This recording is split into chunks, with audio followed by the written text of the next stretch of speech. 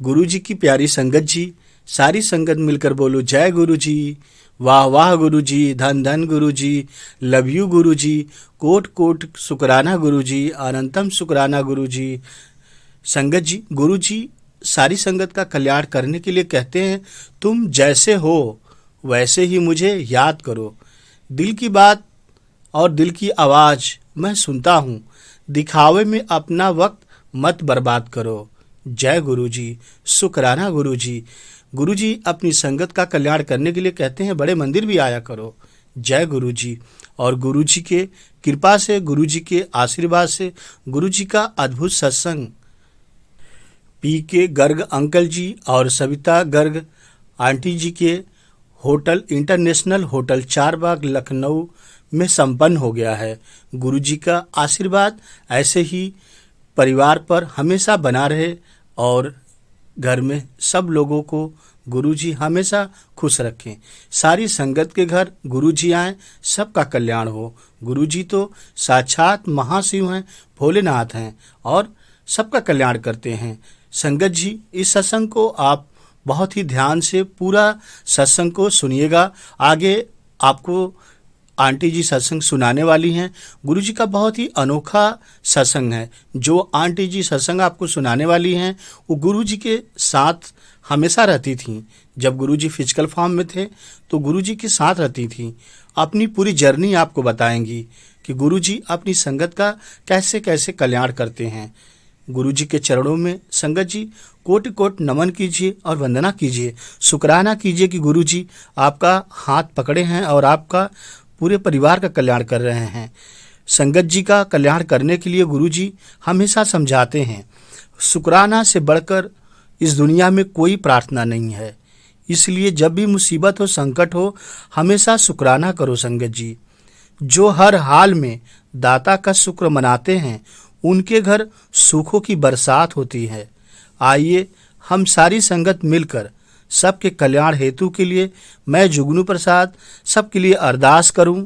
सबका मंगल हो, सबका जीवन सफल हो, सबका कल्याण हो। गुरु जी आओ सब मिलकर सारे करिए गुरु जी का शुक्राना, लख लख शुक्राना करिए। जय गुरु जी, शुक्राना गुरु जी। संगत जी चलिए आगे आंटी जी से सत्संग सुनते हैं। और कहते हैं गुरु जी सत्संग सुनना और सत्संग सुनाना दोनों ब्लेसिंग है, इसलिए इस सत्संग में आपको आज बहुत ब्लेसिंग मिलेगा। तो इस सत्संग को आप इग्नोर मत करिएगा, पूरा ध्यान से आपको सत्संग सुनना है। जय गुरु जी, शुक्राना गुरु जी, ब्लेसिंग ऑलवेज गुरु जी। इस सत्संग की शुरुआत करते हैं और सत्संग के लिए इनवाइट करते हैं रुपिंदर मान आंटी को। आंटी आप प्लीज आएं और गुरु जी का सत्संग शेयर करें। संगत जी, गुरु जी जब फिजिकल फॉर्म में थे तब का सत्संग है, इसलिए पूरा जरूर सुने। गुरु जी और गुरु जी के साथ संगत को मेरा कोटि कोटि प्रणाम। अंकल, जय गुरु जी। आपको मेरी आवाज सुन रही है जी? जी आंटी बिल्कुल क्लियर है। थैंक यू जी। संगत जी, यह सत्संग आपके जीवन की दशा और दिशा दोनों बदल देगा। संगत जी, मैं आपको अपनी जर्नी गुरु जी के साथ शुरू से बताती हूँ। मैं बचपन से ही मुझे भगवान में बहुत ज़्यादा रुचि थी और मुझे लगता था कि परमात्मा को पाना बहुत ज़रूरी है। मेरा ख्याल है कि मेरे जो नानी थे और जो मेरे दादाजी थे, ये दोनों बहुत पाठ पूजा करते थे और उनके साथ रहते रहते मुझे ये मन में ख्याल आ गया कि भगवान को पाना मतलब ही हमारा इस दुनिया में आने का कारण है। तो जो मेरे नानी जी थे वो बहुत पाठ पूजा करते थे, उनके गुरु थे और गुरु ग्रंथ साहब को बहुत मानते थे। जो मेरे दादाजी थे वो राधा स्वामी थे, गुरु ग्रंथ साहब को बहुत मानते थे, पढ़ते थे। पर दोनों में बड़ा ही अंतर था। जिस तरीके से या जिस नजरिए से वो अपना पाठ पूजा करते थे उसमें बहुत फर्क था। मेरे नानी जी गुरुद्वारे जाते थे हर रोज सुबह ठंडे पानी से नहा के और पाठ पूजा करके गुरुद्वारे जाके और आके अपने पूरे पंच बानियों का पाठ करते थे। जो मेरे दादाजी थे वो अपना सुबह उठते थे और ऊपर उन्होंने अपने घर में ऊपर गुरु ग्रंथ साहब का प्रकाश किया होता था, वहां जाके और एक किताब की तरह गुरु ग्रंथ साहब को खोलते थे और उसमें से पढ़ते थे, समझते थे, नोट्स बनाते थे और गुरु ग्रंथ साहब को आराम से बंद करके और नीचे आ जाते थे। जबकि मेरी नानी जी गुरु ग्रंथ साहब को पूरा जैसे पूरी सेवा, भोग लगाना, वो सब कुछ करते। तो मैंने ये दोनों साइड्स देखी, मतलब पूजा की। और मुझे कभी मैंने ये क्वेश्चन नहीं किया कि ये ऐसे क्यों करती हैं या वो ऐसे क्यों करती हैं, पर मेरे को मतलब लगा कि ये दोनों तरीके सही है, कोई भी जैसे भी करे सही है, as long as you can reach God. But दोनों के गुरु थे। तो मैंने एक बार अपने दादाजी को बोला कि मेरे को भी नाम दिलवा दो, बिकॉज आप कहते हो कि नाम जब तक नहीं, आपका गुरु नहीं होगा तो आपकी गति नहीं हो सकती। तो उन्होंने बड़े खुश हुए और उन्होंने कहा कि ठीक है। पर मेरी जो दादी जी थी वो बिल्कुल ऐसे पाठ पूजा में बिल्कुल नहीं थी, बस वो सेवा, उनको सेवा उनके लिए बहुत इम्पोर्टेंट थी, मतलब सबकी सेवा करती थी। तो उन्होंने मेरे दादाजी को बहुत मतलब गुस्से हुई और उन्होंने बोला कि आप ये क्या कर रहे हो, कल को इसकी कहीं शादी हो जाती है जहाँ वो ये कुछ नहीं मानते तो ये तो मुश्किल में आ जाएगी, सो यू बेटर नॉट, मतलब इनको नाम दिलवाने की जरूरत नहीं। मुझे उस वक्त ना बड़ा ही बुरा लगा। मैंने कहा मेरी दादी जी ने मेरा सारा काम खराब कर दिया। एनीवे, कुछ सालों के बाद शादी हो गई और जब शादी हुई तो मेरे मदर इन लॉ भी जो थे बहुत पाठ पूजा करते थे। जो मेरे हस्बैंड और मेरे फादर इन लॉ थे वो बिल्कुल मतलब ऐसे पाठ पूजा नहीं करते थे। एंड माय हस्बैंड तो ऐसे थे कि अगर हम गुरुद्वारे भी जाते थे ना तो मुझे बोलते थे तू माथा टेका, मैं बाहर खड़ा हूँ। And my mother in law, उनका पाठ पूजा का ये तरीका था कि वो कहते थे कि सिर्फ गुरु ग्रंथ साहब ही गुरु है और कोई, मतलब आप मनुष्य को नहीं गुरु धारण कर सकते। तो ये मैंने एक और डिफरेंट आउटलुक था उनका। एनीवे, शादी हो जाती है तो आप अपने, जिसको कहते हैं ना, दुनियादारी में पड़ जाते हो। ऐसे ही मैं भी दुनियादारी में पड़ गई and God takes a back seat. So बस हर रोज की जिंदगी निकलती जा रही थी, बच्चे हो गए एंड जो भी होता है आपको पता ही है कि life goes on and you get so involved, मतलब हम बिल्कुल ही, जिसको कहते हैं ना, रुझ जाते हैं उस लाइफ में। तो ऐसे ही मेरे साथ हुआ। फिर मेरे फादर इन लॉ की डेथ हो गई और मुझे आके अपनी मदर इन लॉ के साथ रहना पड़ा, क्योंकि मेरे हस्बैंड जो थे वो अकेले बेटे थे और मेरे मदर इन लॉ ने बोला कि मैं तो अपना घर नहीं छोड़ूंगी। तो मतलब वो फिर मेरी जिम्मेवारी बन गई कि मैं आके रहूं, बिकॉज मेरे हस्बैंड आर्मी में थे। तो मैं बच्चों के साथ यहाँ मेरठ में आके उनके साथ रहने लग गई। बहुत टाइम होता था मेरे पास, क्योंकि सब घर का देखभाल नौकरों के हाथ में थी, कर लेते थे, मुझे कोई काम नहीं होता था। तो मैं फिर पता नहीं क्यों मेरा फिर रुझाव इस तरफ हो गया, भगवान की तरफ, और मैं फिर बहुत पाठ पूजा करने लगी। आई स्टार्टेड डूइंग, बोलते 2-2, 3-3 पाठ सुखमनी साहब के दिन में। और फिर से मेरे अंदर ये होने लग गया कि क्यों आए हैं हम यहाँ, क्या करने आए हैं, हम ऐसे अपनी लाइफ वेस्ट कर रहे हैं। क्या है ये, सारी दुनिया ये करती है कि अपनी फैमिली को लुक आफ्टर करती है, खाती है, पीती है, सो जाती है। तो मेरे अंदर एक खालीपन सा मुझे महसूस होना शुरू हो गया कि ये तो there's something more to it, ये नहीं हो सकता सिर्फ। ऐसे ही मेरे दादाजी एक बार मेरठ मुझे मिलने आए, मेरे इन लॉज के घर, और हम बाहर गार्डन में बैठे हुए थे, दोनों चाय पी रहे थे। तो मेरे दादाजी मुझे बोलते हैं कि बेटा मैंने ना तेरे भाई और तेरे कजिन्स के नाम पे ना जमीन लगा दी है सारे, और मैं तुझे तो कुछ नहीं दिया, तो तू बता तेरे को क्या चाहिए। तो मैंने उनकी तरफ देखा और मैंने बोला कि बापू जी, आप कहते हो ना कि गुरु से बड़ा कोई धन नहीं होता, तो आप प्रे करो कि मुझे गुरु मिल जाए, मुझे पूर्ण गुरु मिल जाए। और आप ये भी कहते हो कि गुरु जो है उसको तुम नहीं ढूंढ सकते, गुरु ही तुमको ढूंढ सकता है, और पूर्ण गुरु किसी किसी के नसीब में होता है। तो मुस्कुराए, आंखें बंद करी और उन्होंने मेरे लिए प्रे किया। संगत जी, मेरे पेरेंट्स चंडीगढ़ में रहते थे। थोड़े दिनों के बाद मैं चंडीगढ़ आई तो मेरे मदर मुझे बोलते हैं कि बेटा वो 33 सेक्टर में रहते थे, और उस वक्त गुरुजी भी 33 सेक्टर में ही थे। हमारे घर से मेरा ख्याल है ज्यादा से ज्यादा 100-150 मीटर दूर।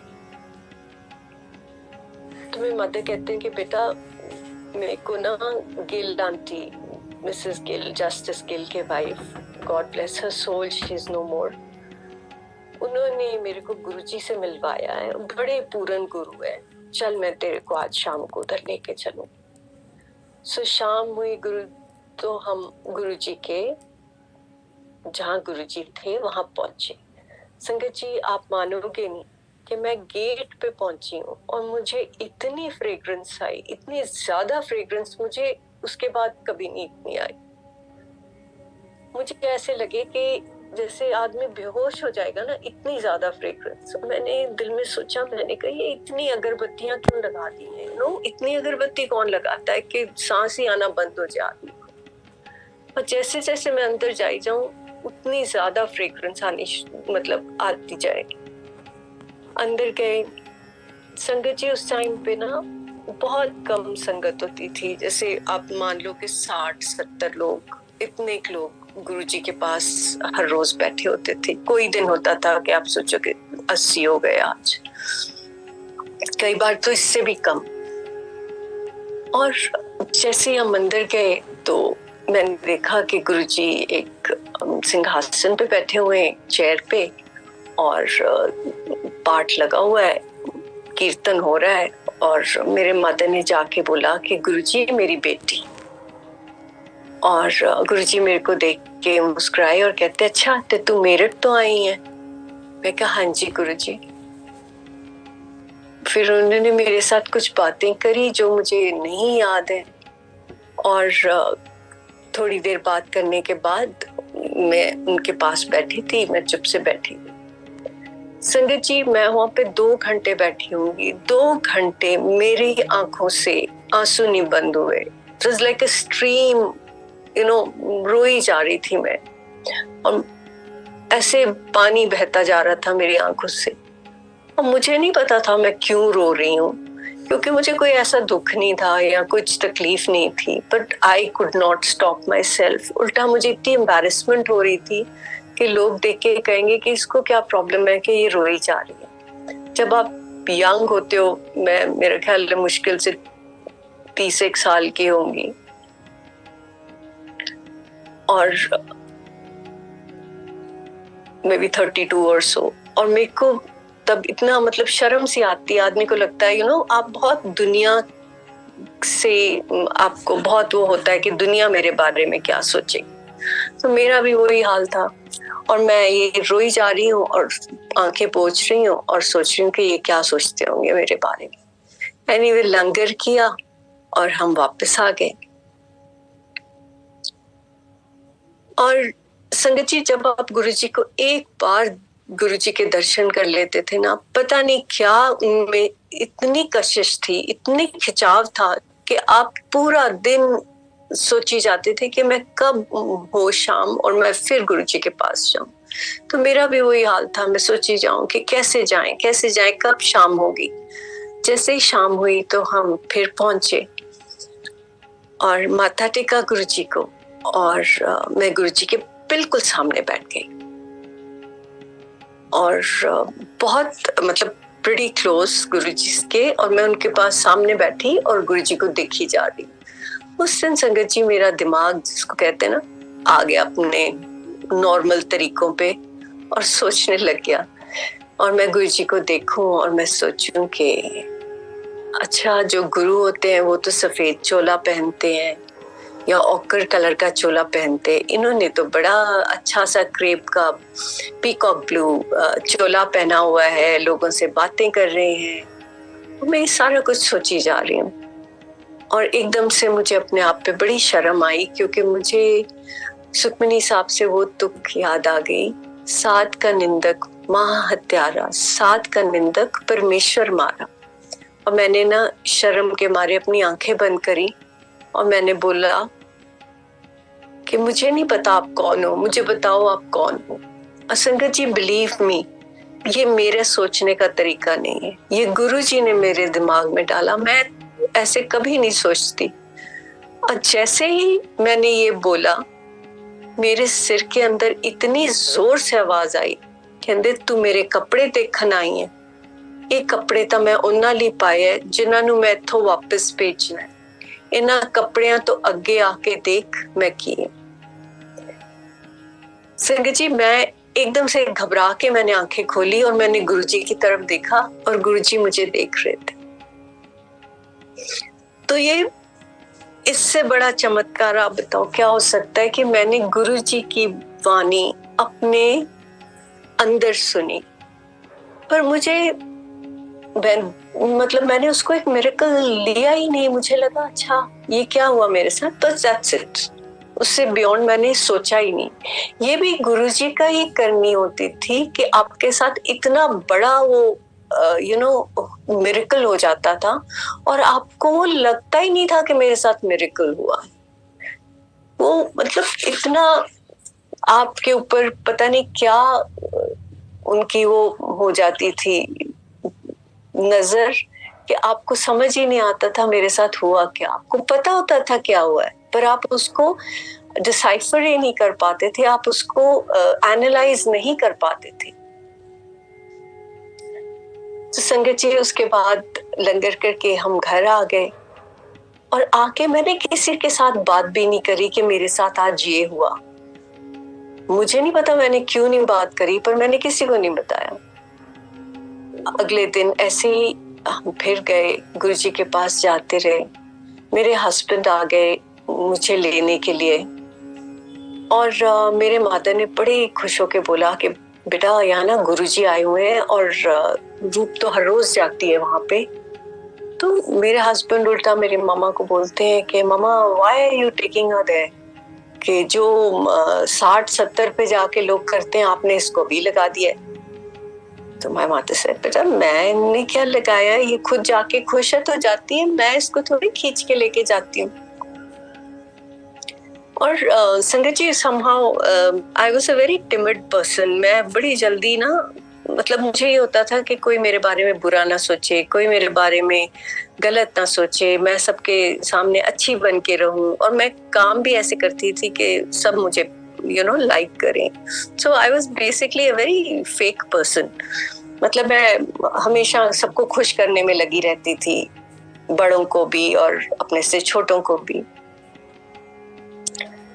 तो मैं डर गई, मैंने सोचा कि he is going to get angry with me, but I still said नहीं, मैं तो जाऊंगी। शाम को हमने पार्टी पे जाना था और मुझे अंदर से ये हो कि ये क्या, भाई मेरे को वहां नहीं जाना है, मेरे को तो गुरुजी के पास जाना है, and finally I found my voice and मैंने अपने हस्बैंड को बोला कि देखो we'll go for the party, but पहले ना मेरे को थोड़ी देर I want to go and meet गुरुजी, आप कार में बाहर बैठे रहना, मैं जाके माथा टेकूंगी और भाग के आ जाऊंगी।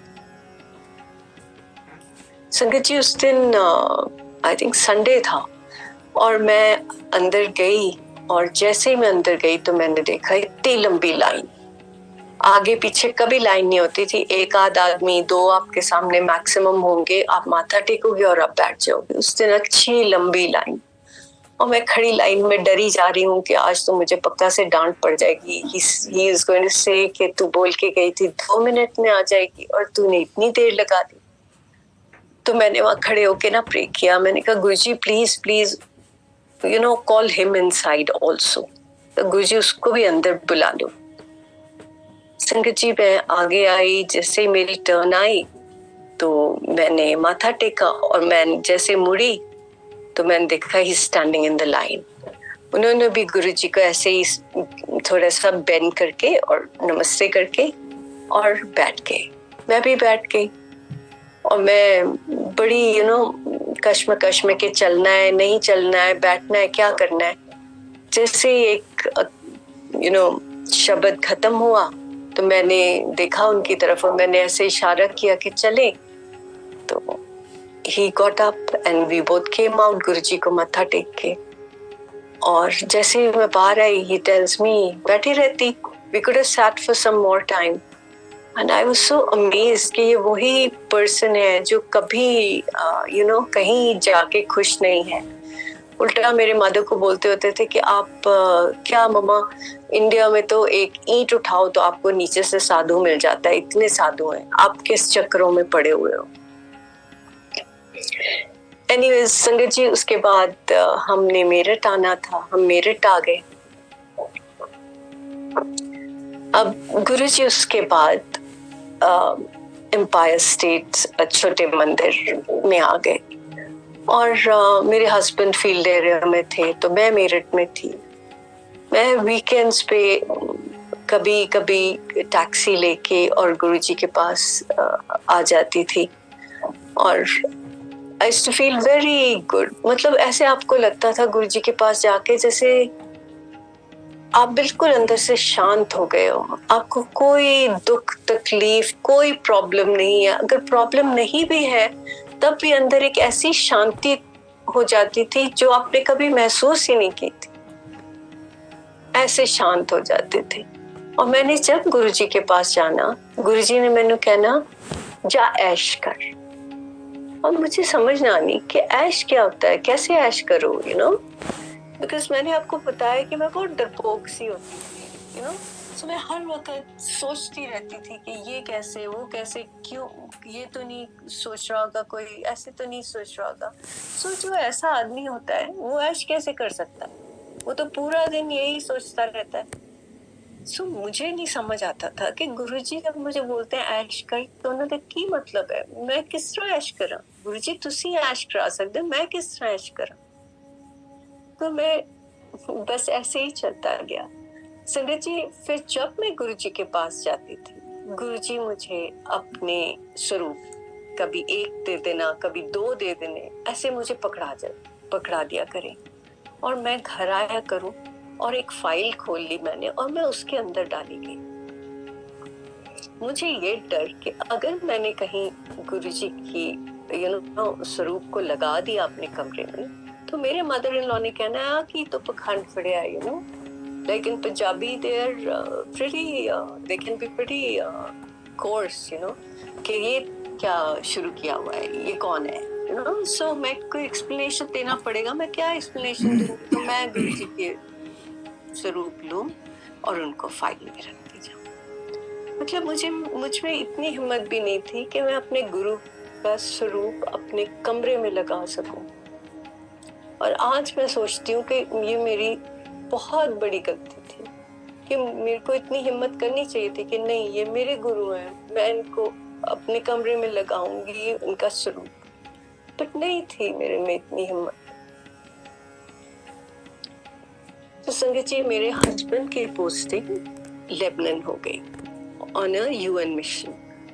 ही वाज कमांडिंग, मतलब वो एक फौज की एक जो बटालियन है उसको कमांड कर रहे थे। और एक दिन मुझे कॉल आता है किसी ऑफिसर का कि मैम आप जल्दी से आ जाओ और sir is not well, sir is hospitalised, मुझे इतना ही बोला गया। और मैं बहुत घबरा गई, बड़े मैं जल्दी आई केम टू दिल्ली और दिल्ली से मेरी फ्लाइट थी। अगेन संगत जी, I like to tell you कि मैं चाहे मैं एक सिख फैमिली में पैदा हुई थी, मैं शिव जी के व्रत रखती होती थी, मतलब हर मंडे को मैं व्रत रखती थी, शिवरात्रि का व्रत रखती थी।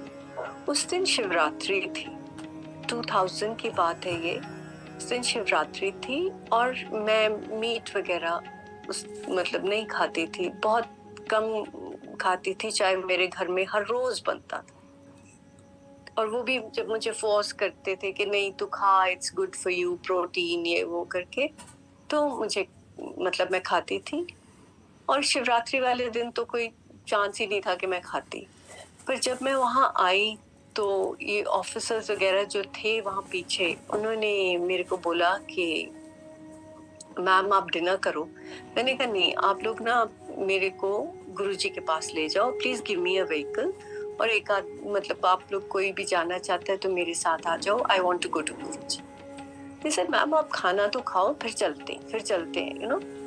और मैंने कहा मैं इसके साथ कितना इंसिस्ट करूं, बार बार यही बोली जाए। मैंने कहा ठीक है। मैंने प्लेट पकड़ ली, उन्होंने कुछ खाना डाल दिया, और जैसे ही मैंने फर्स्ट मौसल मतलब अपने मुंह में पहली गिराई डाली तो उसमें मीट था। और मैंने प्लेट नीचे रख दी और मैंने बोला आज तो शिवरात्रि और तुम लोगों ने मुझे मीट दे दिया। So I said I don't want to eat it, please मेरे को नहीं खाना है। और संगत जी मेरे अंदर इतना डर बैठ गया।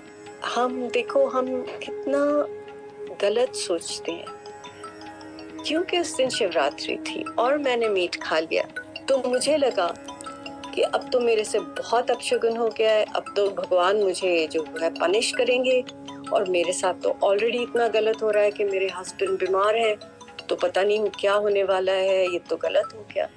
ये ना बता पाऊं उनको, ये गुरुजी की करनी थी। जैसे ही हमको फाइनली छोटा मंदिर मिला तो 11 बज चुके थे, और मैं जब पहुंची गेट पे तो दरवाजा बंद हो चुका था। और मैंने खटखटाया बड़ी जोर से, एंड अंदर से सुदामा आए जो गुरुजी को देखते थे, और उन्होंने दरवाजा खोला, कहते हाँ जी बहन जी। आई सेड सुदामा मेरे को गुरुजी को मिलना है। ही सेड बहन जी गुरुजी तो अपने पाठ पूजा में चले गए अंदर कमरे में। आई सेड सुदामा मुझे नहीं पता, आप कुछ भी करो, मेरे को तो गुरुजी को मिलना है। ही सेड बहन जी आप यहीं से गुरुजी को याद करो, गुरुजी तो सब जगह है। अब मैं संगत जी आपको यहाँ बताना चाहूंगी कि देखें मेरी और सुदामा की कितना फर्क था यू नो सोच में और हमारी इवॉल्वमेंट में। मैं सोचती थी कि गुरुजी को मैं मिलूंगी, अपने दुख बताऊंगी, तभी मेरे दुख दूर होंगे। और सुदामा की सोच था कि गुरुजी तो सब जगह है, आप यहाँ बैठे गुरुजी को याद करोगे तो गुरुजी आपको ब्लेस कर देंगे या गुरुजी आपकी बात सुन लेंगे। तो मैं अल्टीमेटली इंसिस्ट नहीं कर पाई और मैंने वही माथा टेका और मैं रोते रोते वापस चली। फिर मैंने अपनी फ्लाइट पकड़ी और मैं लेबनान पहुंची। जब मैं पहुंची तो the first thing my husband says is why have you come here? I was quite taken aback कि मैं तो इतनी दूर से आई, तुम बीमार हो और तुम मुझे बोल रहे हो तू आई क्यों है। मतलब he was a very strong person, very जिसको बोलते हैं ना dominating personality थी उनकी। तो जब मेरी डॉक्टर से मीटिंग हुई तो डॉक्टर ने मुझे बोला कि हिज लिवर मतलब लिवर जो उनका है वो खराब हो चुका है, सिरोसिस है लिवर में, और 3 महीने से ज्यादा उनकी लाइफ नहीं है। तो संगत जी आप सोच सकते हैं कि मेरे ऊपर क्या बीती होगी उस वक्त। और मैं मतलब वहाँ उनके कमरे में बैठ के पाठ करती रहती थी ऑल द टाइम। और फिर मैंने सोचा कि अब मैं क्या करूं। फिर मेरी सिस्टर इंग्लैंड में होती थी, उनकी कोई फ्रेंड थी जो इजरायली थी, उन्होंने उनको बताया कि इजराइल में बहुत अच्छा डॉक्टर है गैस्ट्रोएंट्रोलॉजिस्ट जो बहुत ही मतलब वर्ल्ड फेमस है। तो she arrange for me to meet him. तो मैं फिर लेबनान से इजराइल गई और मैं वो डॉक्टर को मिल के आई। और वो डॉक्टर ने बोला कि ठीक है आप वेडनेसडे को ले आना, क्योंकि अभी तो हमारी छुट्टियां हैं 2-4, और आप वेडनेसडे को लाना और then I will see him and आप घबराओ नहीं। मैं वापस चली गई। मैं खुश थी कि चलो कहीं तो एक जिसको कहते हैं रे ऑफ होप आपको मिलती है, तो आप खुश हो जाते हो। और जब मैं पहुंची तो मेरे हस्बैंड ने मुझे बहुत डांटा, बिकॉज लेबनान और इजराइल के बीच में there was a war going on, and but because UN mission था तो मेरे को गाड़ी जो मिली तो मैं क्रॉस कर सकती थी। So he got very angry with me कि no, I am not going to go, I am here on a UN mission, और तुम मेरे को दूसरी कंट्री में ले जाके और तुम मेरे को दिखाना चाहती हो। बिल्कुल माने नहीं। और फिर फाइनली मेरी सिस्टर का फिर से कॉल आया, और उधर से मेरे जो सिस्टर लॉ थी, she was a doctor, she was in the US, पर उन दिनों वो घर आई हुई थी मेरठ। तो उन्होंने भी पता किया कि यूएस में अगर कुछ हो सकता है, तो बताया गया कि नहीं, 2 साल की वेटिंग लिस्ट है, 2 से 2.5 साल की वेटिंग लिस्ट है to get a liver transplant. और उन दिनों ट्रांसप्लांट बहुत बहुत एक्सपेंसिव होते थे, और इंडिया में तो होते ही नहीं थे। और जब अब्रॉड वो वेटिंग लिस्ट ही बहुत लंबी थी। सो एनीवेज मेरे हस्बैंड वहां से निकलने के मारे मुझे कहते लेट्स गो टू इंग्लैंड, मेरी जहाँ सिस्टर थी। तो हम लेबनान से हमने अपनी फ्लाइट्स बुक करी और हम इंग्लैंड आ गए। अब संगत जी, आपको पता होगा कि जिसको लिवर की प्रॉब्लम होती है उसको गुस्सा भी बहुत आता है।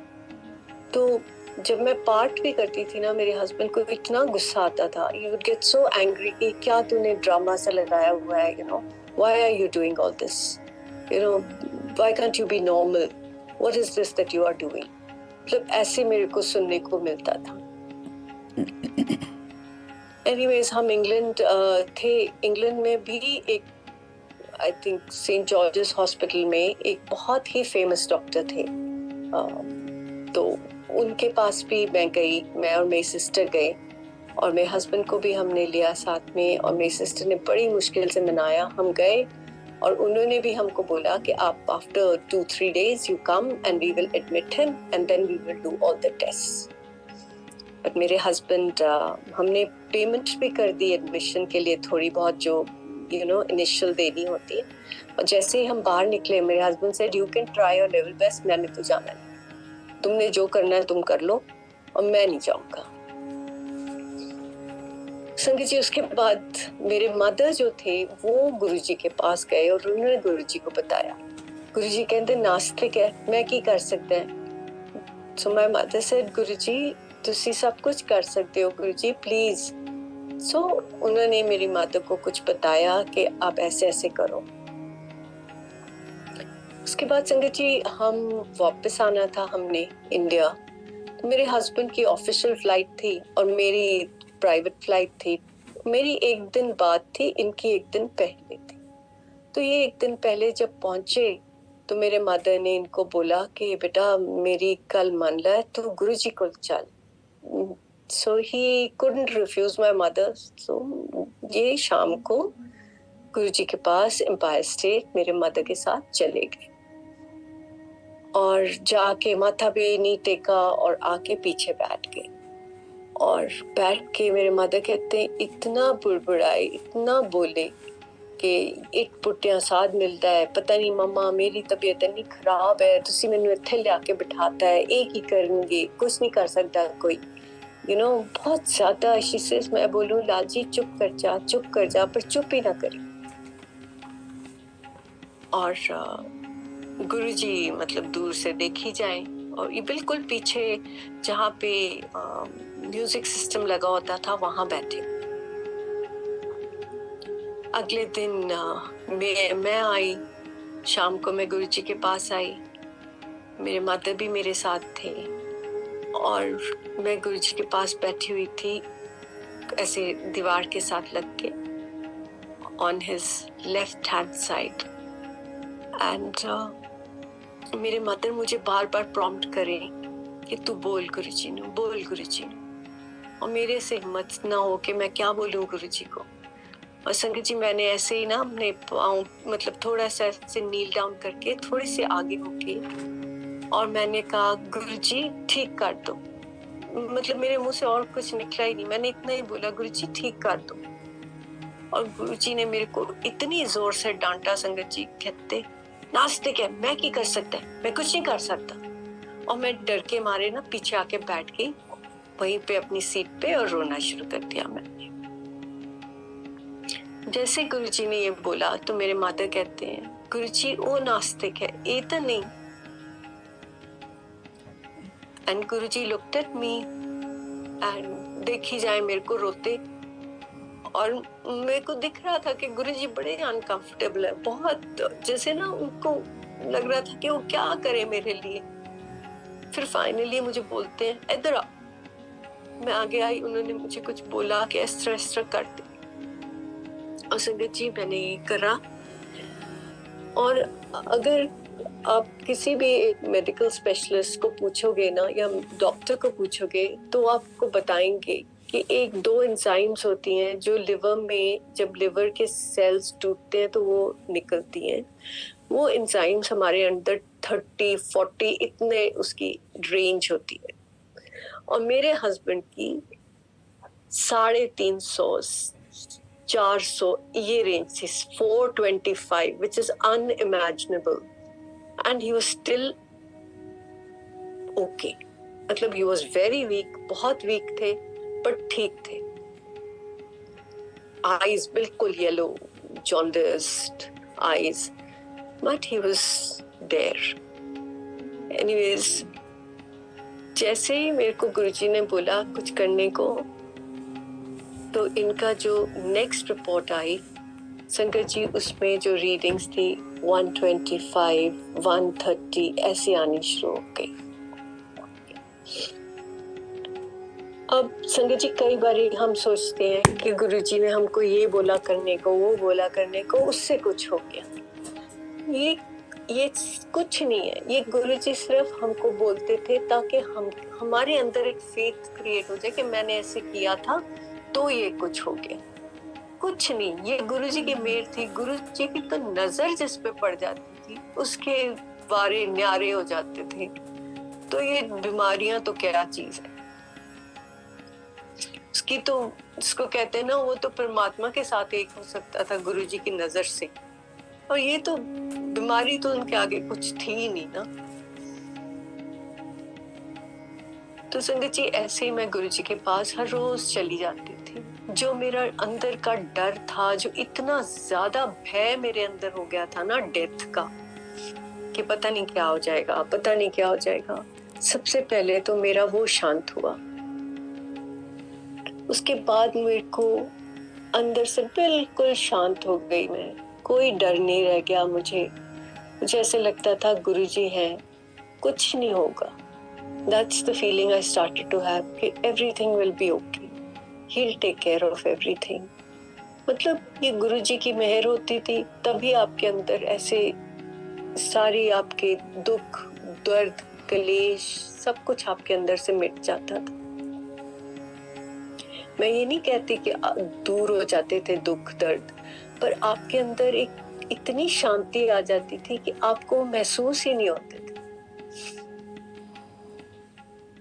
तो संगत जी ऐसे एक बार मैं गुरुजी के पास से, और मैंने जब गुरुजी को माथा टेकना ना, गुरुजी ने मैंने कहना ऐश कर, तो ऐश कर।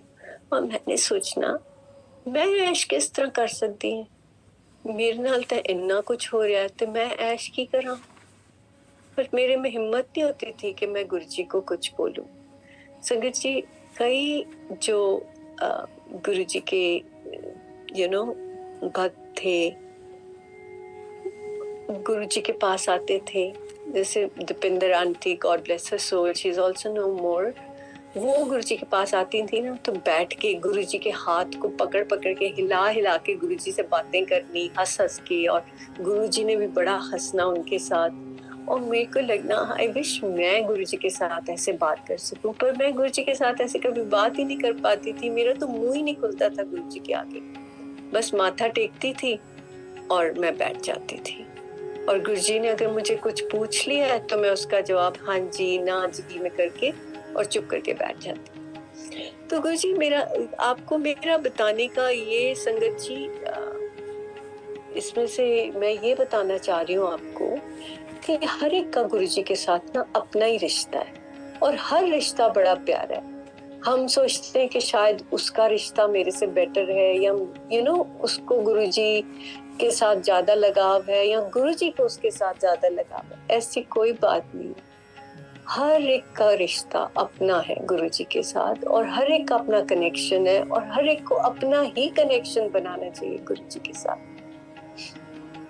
गुरुजी कहंदे हुंदे सी मेरे नाल अपना कनेक्शन तुसी आप बनाओ। सो ऐसी संगत जी, एक बार एक रात मैं गुरुजी के पास से वापस जाती हूँ और उन दिनों ना ये जो रेयर पार्टी थी ये बटालियन की जो गई हुई थी वो टेंट्स में थी दिल्ली में। तो ऐसे ही मैं टेंट में गई, अपने हस्बैंड मेरे सो रहे थे, मैं उनके साथ जाके मतलब वहां सो गई।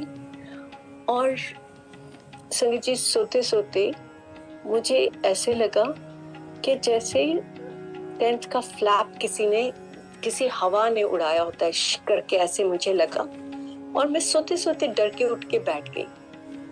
और जैसे ही मैं उठ के बैठी तो मेरे यहाँ पे ना एक जैसे आपकी जहाँ पे कहते हैं तीसरी आंख होती है, वहां पे जैसे पुराने कैमरेज का एक अपर्चर सा होता था, एक गोल सा शटर सा खुलता था, ऐसे खुला और मैंने गुरुजी को वहां पे लाल चोले में बैठे देखा।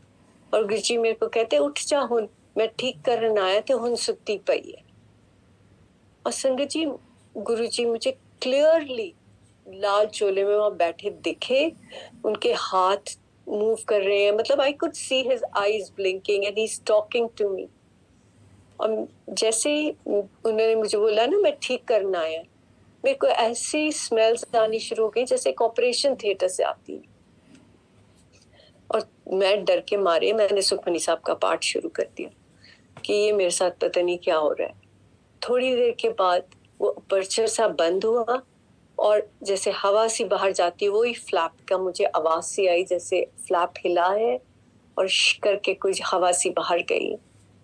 और मैं बैठी बैठी पाठ करी जा रही थी और मैं पाठ करते करते मुझे नहीं पता कब लेट गई and I went to sleep. सुबह मैं उठती हूँ और मुझे उठने वक्त कुछ याद नहीं है, थोड़ी देर के बाद मुझे सारा कुछ याद आ गया। और पर मुझे ऐसे नहीं लगा जैसे मेरे साथ कुछ स्पेशल हुआ है, मुझे ऐसे लगा कि हाँ गुरुजी आए सी के, गुरुजी ने ठीक किया है एंड गुरुजी चले गए फिर इत्थों।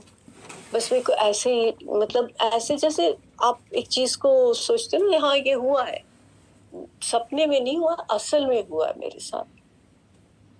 और जब मैं शाम को गुरुजी के पास पहुंचती हूँ और मैं सोचती हूँ पता नहीं शायद मैंने, फिर बाद में जैसे दिन बीतता गया मुझे लगा शायद आई मे हैव इमेजिन्ड इट, पता नहीं क्या था। एनीवेज जब मैं पहुंचती हूँ गुरुजी के पास शाम को, तो गुरुजी मेरे को कहते हैं करता ना फिर ठीक मैं। और मैं गुरुजी की तरफ देख के बोलती हूँ हाँ जी गुरुजी। मतलब देखो हम कितने नाशुक्रे हैं कि इतना बड़ा गुरुजी ने मेरे लिए किया, इससे बढ़ के क्या हो सकता है। और मैं सिर्फ गुरुजी को ये बोलती हूँ हाँ जी गुरुजी, जी गुरुजी। और संगत जी फिर मैंने गुरुजी के नेल्स की तरफ मेरी आंख गई और मैंने देखा कि गुरुजी के नेल्स ब्लू थे। और फिर मेरे को एकदम से ध्यान आया कि जो संत महाराज होते हैं वो अपने ऊपर ले लेते हैं, आपकी सारी बलाएं अपने ऊपर ले लेते हैं। संगत जी उस वक्त मुझे इतना ज्यादा दुख हुआ ना, मैंने सोचा कि मैंने सबसे बड़ी गलती करी है, मैंने अपने गुरु के ऊपर अपनी मुश्किलें डाली हैं। और मैं तो अपने गुरु, मैंने बहुत गलत करा है। मैंने वहां खड़े होकर बोला आज के बाद मैं आपसे कुछ नहीं मांगूंगी।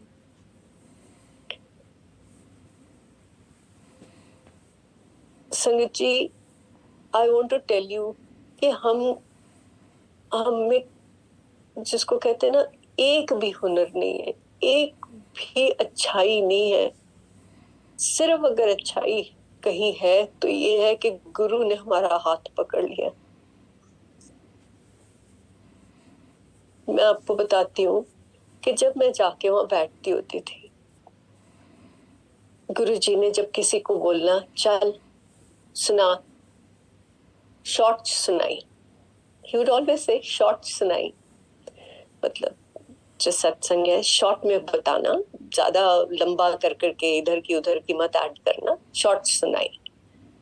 और मैंने इतना डरना ना कि मेरे को ना कहीं गुरुजी कह दें कि तू सुना खड़ी होके। मैंने हमेशा बोला गुरुजी मैं नहीं सुनाना, मैनू नहीं, मैं नहीं बोल पाऊंगी।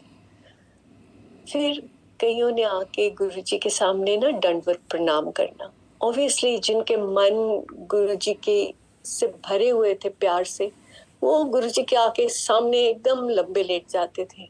और मुझे लगता था कि क्या कर रहे हैं ये, मतलब आपको दिखावा करना जरूरी है कि गुरुजी, I know you love Guruji, but do you need to do this to, show it to people? तो ये भी देखो। और एक टाइम आया कि मेरे अंदर गुरुजी के इतना प्यार क्रिएट हो गया कि मैं जाके दंडवत प्रणाम करती होती थी गुरुजी के आगे। गुरुजी आपको दिखा देते थे कि आपका जो अहम है, आपका जो अहंकार है, वो किसी लायक नहीं है। और आप रियलाइज करते थे वहां बैठ के। और फिर एक टाइम आया कि मैं सोचती थी गुरुजी मैं भी थोड़े गुणगान करने, मैनू भी सत्संग करन दियो। और गुरुजी ने मौके दिए और मुझे बोला चल खड़ी हो जा, फिर शॉर्ट सुनाई। तो संगत जी ऐसे ही पंजाब से संगत आती होती थी। और जब भी वहां पे ऐसे कुछ होना तो मुझे लगना कि गुरुजी मैनू ना कुछ कह देन कि आ कर या ओ कर ते फिर सारे दिखणगे मैनू। तो मतलब बड़ी गलत सोच थी मेरी। तो I don't know about the others, पर मैं तो बहुत ही किसी लायक की नहीं थी frankly.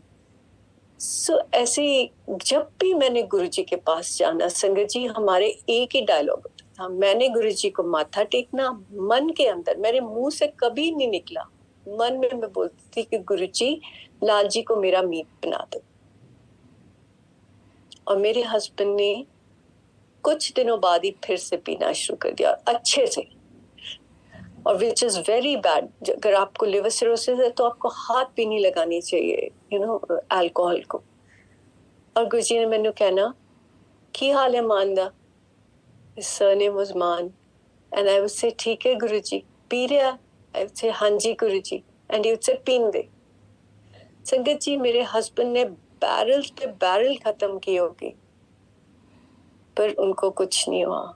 He would go to the hospital, come back, but nothing would happen to him. And a point came where he also, in his heart, started to believe in Guruji. ऊपर से नहीं मानते थे, पर अंदर मन के मानना शुरू कर दिया। और गुरुजी को भी पता नहीं उनके साथ क्या प्यार था कि उन्होंने आके गुरुजी को, मतलब कभी कभी रेयरली ही वुड कम और आके माथा टेकना और गुरुजी ने उनको ब्लेस करना। और एक बार मुझे याद है कि हम जल्दी पहुंच गए और गुरुजी सैर करके आते होते थे। और छोटे मंदिर में ना एक साइड बोर्ड पड़ा होता था किचन के पास, किचन की वॉल, एडजॉइनिंग वॉल पे, जो जहां हम बैठते थे उस उधर ही। और गुरुजी उसके ऊपर बैठे हुए अपने शर्ट और पैंट में, और उन्होंने शूज पहने हुए। और मेरे हस्बैंड ने माथा टेका और गुरुजी ने ऐसे अपना हाथ हवा में किया और प्रसाद लाके सचखंड का और उनको दे दिया। And he put it in his mouth and he at it. और मैंने माथा टेका और मैंने सोचा कि गुरुजी तुसी तो हमेशा यू ब्लेस हिम, मैनू भी दे देंदे। बट वही है, आपने मांगा है कि आप उसको ब्लेस करो, है ना। तो एनीवेज, मतलब गुरुजी की मेहर जब होती थी तो गुरुजी नहीं देखते थे कि आपकी क्या हैसियत है, आपके क्या गुण है, आपने क्या कमाई की है, कुछ नहीं। उनकी मेहर एक बारिश की तरह थी जो आपके ऊपर, आप भीगोगे भीगोगे, आप चाहो चाहे ना चाहो आपने भीगना ही है उस मेहर के अंदर। संगत जी ऐसे ही मतलब जब भी मैंने जाना, लाइक आई टोल्ड यू, हमारे यही डायलॉग्स होते थे गुरुजी के और मेरे, हमेशा हमेशा के। तो जब मैंने ये बोलना कि गुरुजी मन के अंदर लाल जी को मेरा मीत बना दो, गुरुजी ने आगे से मुझे पता है क्या बोलना संगत जी, मान मितनी। मतलब अपने मुंह से मुझे बोलना मान मितनी। किसी ने नहीं सुना, मैं अपने मन के अंदर बोल रही हूँ। मैंने गुरुजी को ऊंचा आवाज में नहीं बोला कि गुरुजी लाल जी को मेरा मीत बना दो, उन्होंने बोला मान मितनी, और मैंने चुप कर जाना। ऐसे ही संगत जी एक बार मैं आपको 2-3 इंसिडेंट्स बताती हूँ जिनका मेरे ऊपर बहुत असर हुआ। एक बार मैं ऐसे ही गुरुजी के कंधे दबा रही थी और मैं गुरुजी के सिंहासन के पीछे खड़ी थी। तो एकदम से मुझे इतनी वाइब्रेशन फील होने लग गई कि ऐसे लग रहा था जैसे धरती हिल रही है पूरी। और मैंने एकदम से मैं घबरा सी गई कि ये हो क्या रहा है। And then Guruji turned around and looked at me and he said आगे आ जा, उत्थे ना खड़ी हो। मतलब हम उनकी इतनी वाइब्रेशन उनकी स्ट्रॉन्ग थी, इतना उनका तेज था कि हम उसको बेयर नहीं कर पाते थे। और पता नहीं उस दिन मेरे पे क्या मेहर थी कि उन्होंने मुझे रियलाइज कराया कि देख मेरी वाइब्रेशन, कितनी मेरी स्ट्रॉन्ग एनर्जी है। पर मुझे मेरे को यही लगता था कि ये मेरे गुरु हैं और मैं जो इन्होंने मेरे लिए किया दुनिया में कोई किसी के लिए नहीं कर सकता। और मेरा इनसे बढ़ के मेरे लिए और कोई है नहीं। पर मेरे को कभी ये नहीं लगा था कि गुरुजी परमात्मा है। हम कभी ऐसे सोचते ही नहीं थे। हमको लगता था हमारे गुरु हैं, हम जाते हैं इनके पास और हम जब आते हैं तो हम इतने पीसफुल होते हैं और हमारे अंदर के सारे दुख दर्द मिट गए होते हैं। जय गुरु जी, शुक्राना गुरु जी। गुरु जी के आशीर्वाद से सेवादार पीके अंकल जी और सविता आंटी जी के hotel international hotel 4 Bagh Lucknow में गुरु जी के आशीर्वाद से डिवाइन सत्संग, बहुत अनोखा सत्संग संपन्न हो गया है। गुरु जी का आशीर्वाद हमेशा ऐसे ही अंकल जी के परिवार पे बना रहे, पूरा परिवार खुश रहे। गुरु जी का ब्लेसिंग हमेशा बना रहे। गुरु जी सबके घर आए। आज अंकल जी आंटी जी को गुरु जी का आशीर्वाद मिला। जय गुरु जी, शुक्राना गुरु जी। गुरु जी हम तो आपके बच्चे हैं, बालक हैं और आप सब जानते हैं हमें क्या चाहिए क्या नहीं चाहिए। जाने अनजाने में जो गलती भी हो गुरु जी उसे बालक समझ के क्षमा कर दीजिएगा और ऐसे ही पूरे परिवार पे अपना आशीर्वाद, अपनी कृपा बनाए रखिएगा गुरु जी। जय गुरु जी, शुक्राना गुरु जी। वाह वाह गुरु जी, धन धन गुरु जी, लव यू गुरु जी, अनंतम शुक्राना गुरु जी।